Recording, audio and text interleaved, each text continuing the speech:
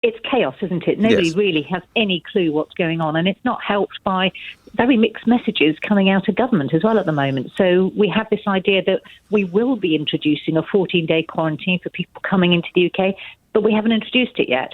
And then there was the idea that we might possibly not be introducing that if you come from France or from Ireland.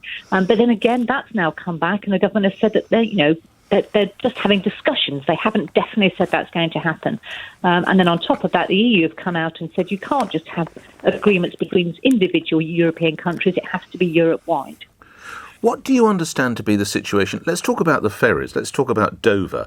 Are holiday makers or people, day trippers, currently trying to get into France and successfully returning, or is it just professional drivers and coaches? No, at the moment it's just professional drivers and coaches. You have to have a reason to visit France at the moment. Their border is not down in that extent. And, if you're going there for a specific reason and with all the right paperwork, yes, you can go. But at the moment it's not open to tourists. And obviously we're still under lockdown. And two, our Foreign and Commonwealth advice is advice against all but essential travel indefinitely. And do you have any, I appreciate it doesn't fall to you, but do you have any sense of a timeline of when the government might tell us more? Well, I mean, we've had the timeline set out, and they're not looking at talking about any kind of sort of easing of restrictions in that sense, I think, until at least July, because we're not even talking about our own hospitality industry being allowed to open up in some form until July. What is your advice to readers of The Sun? It's a very difficult one at the moment. I'm having many, many people ringing me saying, because the situation we're coming to now is that for most people, the peak summer holidays are when they take their holiday.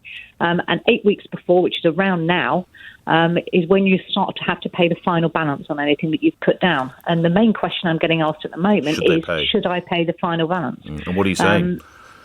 Well, really, it depends on how much you've actually paid as a deposit. If you paid a very small deposit, perhaps it might be worth you losing that small amount of money. But that with a caveat in that you need to check the terms and conditions of your holiday provider, because there may be some form of penalty if you don't pay that full balance.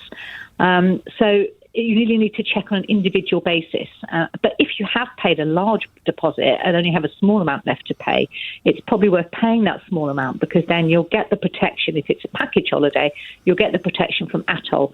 That means that you will get your money back. Now, we know that nobody's getting their money back quickly at the moment, but they will get their money back, and the holiday is financially protected. All right, let's make you like one of your newspaper colleagues. Let's make you Mystic Minot. Let's have you stare into a travel. I do hope Meg's still with us. We're still with the Sun. Yeah. I know she's still with. I'm still with the Sun. I know she's still with us because I love Meg.